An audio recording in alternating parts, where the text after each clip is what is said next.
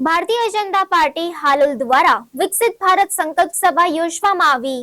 પ્રાપ્ત માહિતી અનુસાર દેશના સફળ અને યશસ્વી પ્રધાનમંત્રી નરેન્દ્ર મોદીના નેતૃત્વ હેઠળ ભારત નોંધપાત્ર રીતે વિશ્વની ચોથી અર્થવ્યવસ્થા બની ગયું છે અને વિકસિત ભારતના સંકલ્પને સાકાર કરવા તરફ આગળ વધી રહ્યો છે। ત્યારે મોદી સરકારના 11 વર્ષમાં અનેક ઐતિહાસિક સિદ્ધિઓ સાથે પૂર્ણ થઈ રહ્યા છે।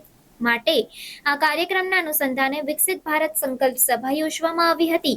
તેમાં ગુલાબસિંહ પડિયાર, દિલીપભાઈ દસાડિયા, મેહુલભાઈ પટેલ, હાલોલ શહેર પ્રમુખ, હાલોલ નગરપાલિકાના પ્રમુખ, ઉપપ્રમુખ, કારોબારી અધ્યક્ષની આગેવાનીમાં મુખ્ય સંગઠનના તમામ હોદ્દેદારો, શક્તિ કેન્દ્રના સંયોજકો, હાલોલ શહેર નગરપાલિકાના તમામ સદસ્યો, ભાજપ કાર્યાલય કંજરી રોડ હાલોલ ખાતે હાજર રહ્યા હતા। દીપ પ્રાગટ્ય કરી સૌ પ્રથમ ગુજરાતના માજી મુખ્યમંત્રી વિજય રૂપાણીને 2 મિનિટનું મૌન પાડીને ઉપસ્થિત સર્વે દ્વારા શ્રદ્ધાંજલિ અર્પિત કરવામાં આવી હતી।